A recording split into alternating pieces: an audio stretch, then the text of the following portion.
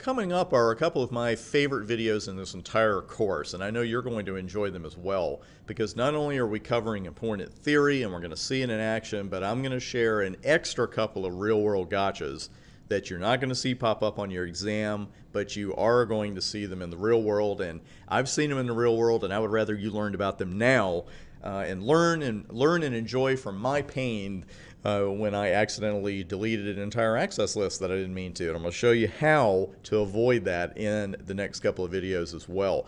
But plenty of things you're going to see on the exam, including time ranges, some sequence numbers, and a couple of other goodies here tied in.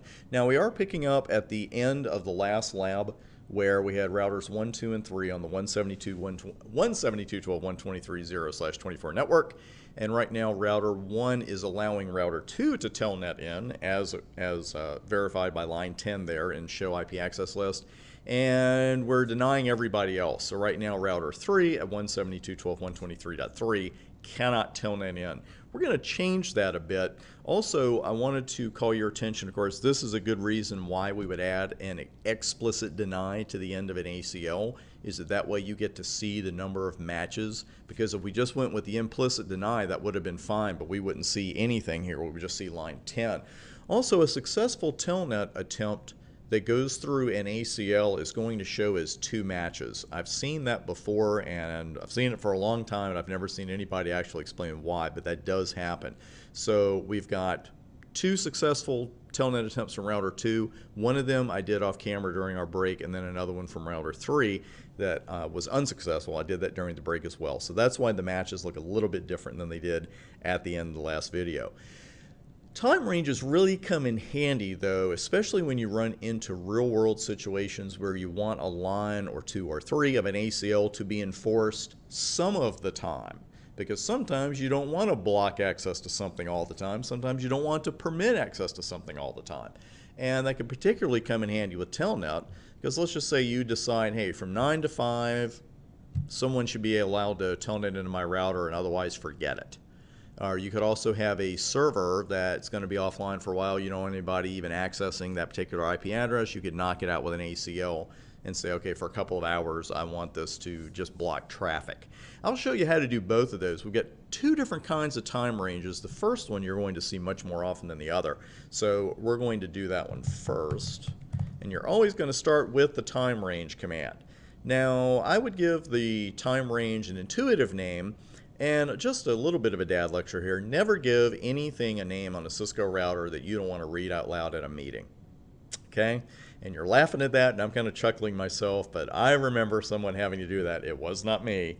And they weren't terribly offensive names, but someone took offense anyway. So we move forward with time range telnet allowed, and you see that we drop into the time range config mode. And not a lot of choices here, especially considering 3 of them are default, exit, and no. Absolute and periodic are the 2 that we're going to use, and really you see periodic more often. And what we do with periodic is set up a time range that's going to recur. Like say we want something to happen every weekday, or we want it to happen every weekend or every Tuesday night, something like that, where absolute lets us define an absolute start time and absolute finish time, and that's it. And we'll use both. Now, I'll show you both of them, but I really want to show you periodic, and that's where we're going to spend most of our time. So let's go with periodic. And as you can see, you could list multiples of these as far as the days of the week go. If you put Friday and then want to put something else, you'll notice that the daily, weekdays, and weekend choices, they disappear. So if you want to put a couple days of the weekend, you certainly can. There's nothing wrong with doing Monday, Tuesday, Wednesday, Thursday, Friday if you want to, but daily is a good way to go as well. So actually, we're going to go with weekdays on this and do Monday through Friday. And now you have to define a starting time. And we're going to go with 9 a.m. And you literally have to put the word 2 there. And we're going to go with 1700 here, 5 p.m. And the ending time stays valid until beginning of the next minute. That sounds like nothing, but I remember having arguments about that in CCIE lab prep. You'll be glad you weren't there. So we've got 9 to 5 so far. We need 1700 there actually for 5 p.m. And that is it. Not a lot of options here.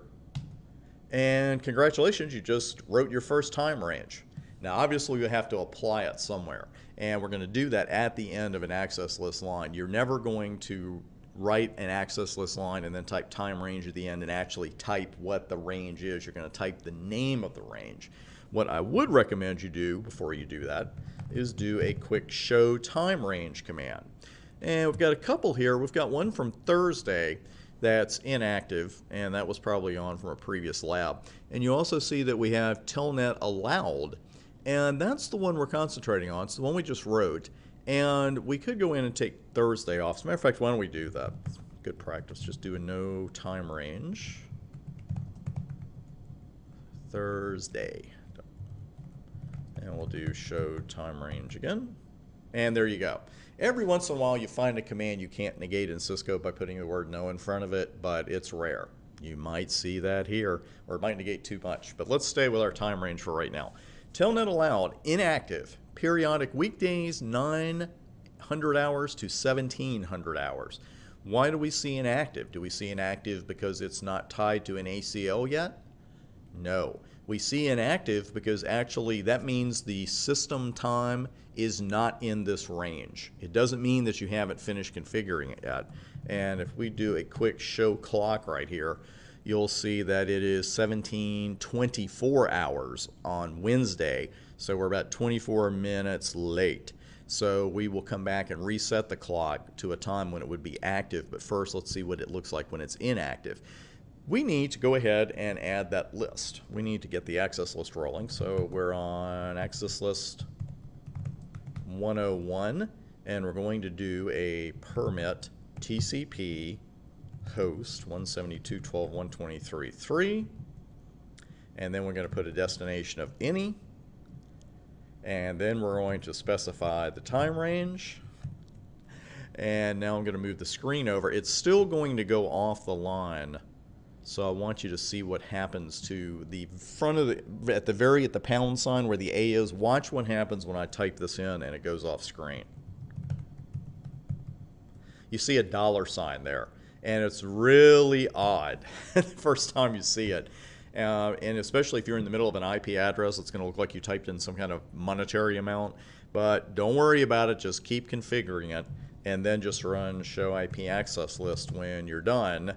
And this is what you get. Now notice that we also see the word inactive here in show IP access list, which is great. We just know that right now that particular line is inactive because it's outside of the time range. However, let me give you a pop quiz. We know that line 30 will not be met right now because that line is inactive, so it's not even going to be run.